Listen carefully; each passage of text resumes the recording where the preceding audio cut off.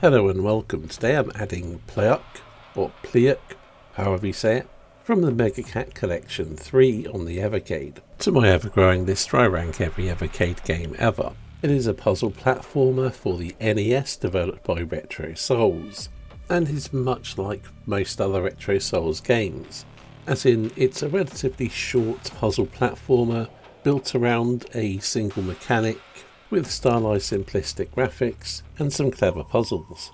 Story.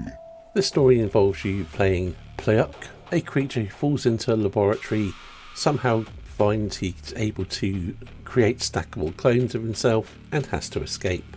Graphics.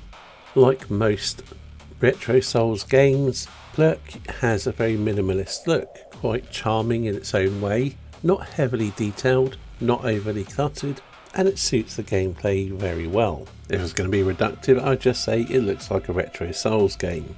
Sound and music. Unusually for a Retro Souls game, the soundtrack isn't all that great. It's perfectly fine, very bland, quite minimal. However, the sound effects take I suppose, more centre stage here.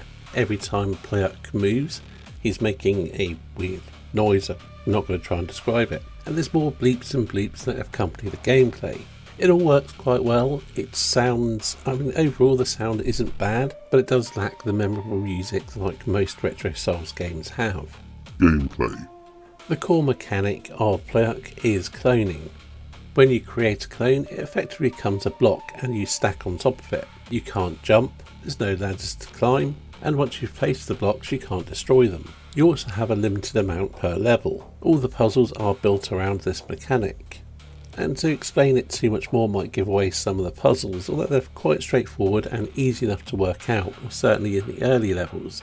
Although later levels are a bit more tricky and might have you scratching your head for a minute while you try and balance the number of clones you have available with solving the puzzle. The difficulty curve is quite good, it builds up well, although the early levels are perhaps a little bit dull. It takes a little while to get going before you really have to think about what you're doing. But it is charming enough that you won't mind too much. And as I mentioned earlier, like most Retro Souls games, it is quite short. Overall opinion. I'd say this is a decent Retro Souls game. You know what you're getting with them.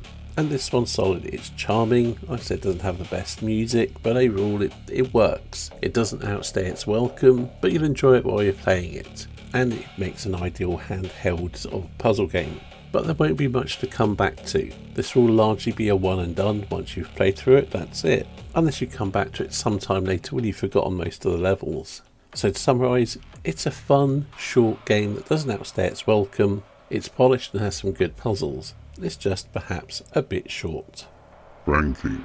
So placing it on my overall list where I rank every Evercade game ever, I've elected to put it above Gravibots, but below Sengoku 2, placing it at 227 out of 410 games that I've ranked so far. Anyway, that's it for today's video. Thank you for watching, and I'll see you in the next one.